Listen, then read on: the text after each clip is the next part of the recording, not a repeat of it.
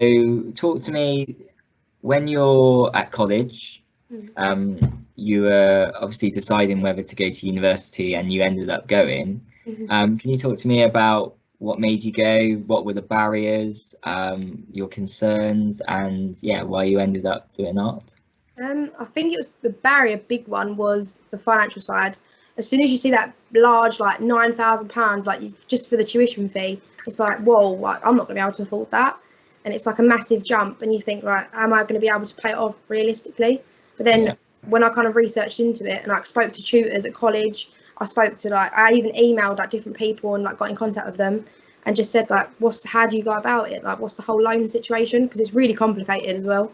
And then they basically said like, after you graduate, if you earn obviously over a certain amount, which is obviously £25,000 or something like that. Yeah, roughly, yeah. As soon as you earn over that certain amount, you only pay off obviously small chunks. And it's and I thought to myself, like, if you're earning that much, you won't notice it even coming out of your bank account. So I thought, if you're saving up and like if you're really passionate towards something, I told myself just go for it. Like, don't let anything stop you. And then, that's a really interesting point, and we do a lot about the barriers. And Polly's exactly right. The repayments are small and manageable. The repayments stop if you stop earning over a certain amount of time, amount a year. So it's never going to bankrupt you, or you're not going to have people trying to repossess your items or anything like that. Recently, I bought a flat, and again, it didn't affect my sort of mortgage. I've got friends who've got cars on finance, which it didn't affect that either as well. So I think anyone listening whose maybe parents haven't been to university, so don't understand the system, it's not the same as a usual bank loan.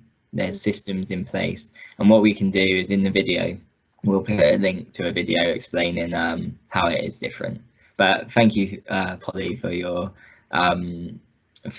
rundown of that. So you've done a year of university at the moment, and you're going into your second year, which is fantastic.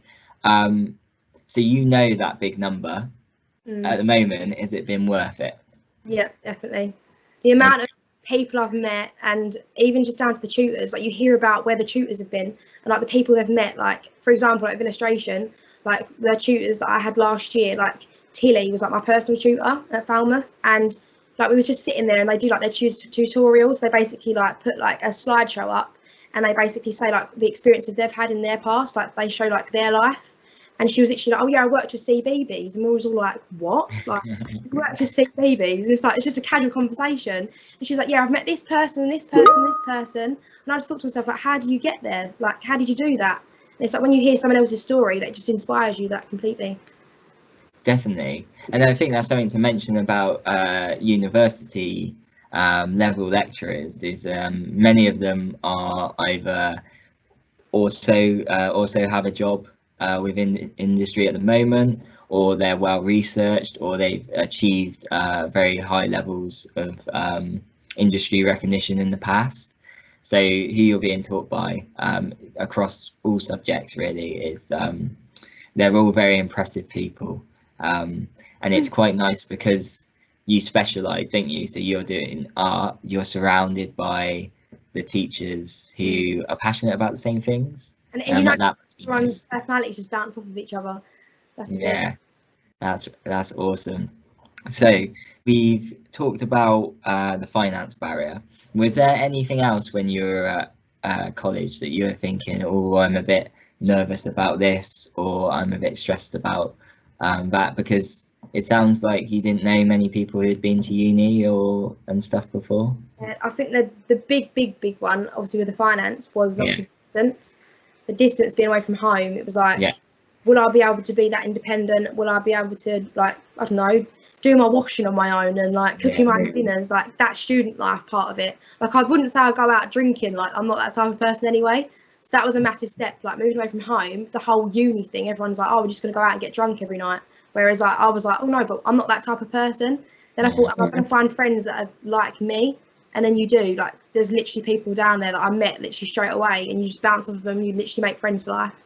So when you're talking about moving away from home, and obviously these are very big steps, how do you think those those decisions have impacted you over the last year? I definitely feel like I look back to when I was at college and obviously my first year at uni, I noticed that I'm a completely different person.